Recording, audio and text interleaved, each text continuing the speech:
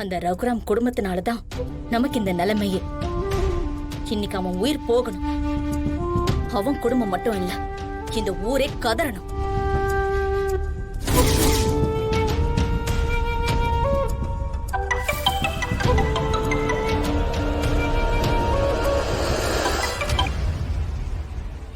Hello, சொல்லுங்கம்மா. என்னாச்சு? நான் சொன்ன வேலையை முடிச்சிட்டியா? அது கரண்ட் ஷாக்கு வைக்கலான்னு பார்த்தேன். ஜஸ்ட் மிஸ் ஆகி தப்பிச்சிட்டாருமா. முட்டாள், இதை சொல்லவா நான் உன்னை அங்க அனுப்புனேன்? பெருசா பேசிட்டு போனேன். இப்ப மட்டும் அந்த ரகுராம் உயிர் போகல, உன் உயிர் இருக்காது. சாரிம்மா, இன்னும் பூஜை முடியலம்மா. இப்பதான் ஆரம்பிச்சிருக்காங்க. கண்டிப்பா அந்த ஆளை முடிச்சிடுறோமா. ஆனா அந்த ஜோசியர் தான் திருன்னு முழிச்சுக்கிட்டு இருக்கான். என்ன காட்டி கொடுத்துருவானு கொஞ்சம் பயமா இருக்குமா. அந்த ஆளுடைய பொண்ணு நம்ம கிட்ட இருக்கிற வரைக்கும் அந்த ஆள் வாயை திறக்க மாட்டான். நான் சொன்ன வேலையை செஞ்சு முடி. சரிம்மா, நான் முடிச்சிட்டு சொல்றேம்மா.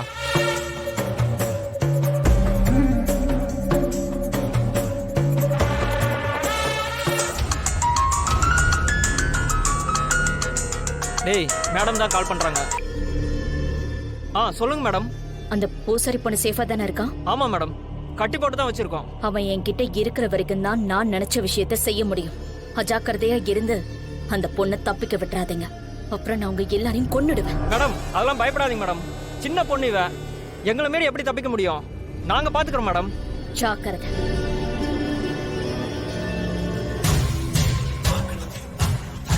என்னம்மா, அந்த கணபதி இன்னும் வேலையை முடிக்கலையா?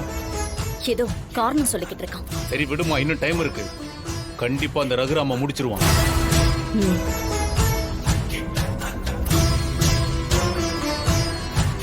அண்ணே, வா.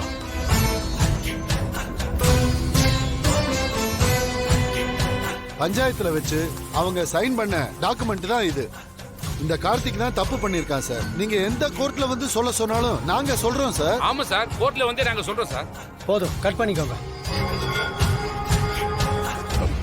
சார், திரும்ப இவனுக்கு ஜாமீன் கொடுக்க மாட்டாங்கல்ல? சாட்சி எல்லாம் பக்காவா இருக்கும்போது கண்டிப்பா இவனுக்கு பெயில் கிடைக்காது. டைம் ஆயிடுச்சு. இப்பவே அவனை ஜட்ஜி வீட்டுக்கு கூட்டிட்டு போகணும். கான்ஸ்டபிள், அவனை கூட்டிட்டு போய் ஜீப்ல ஏத்துங்க. Okay sir.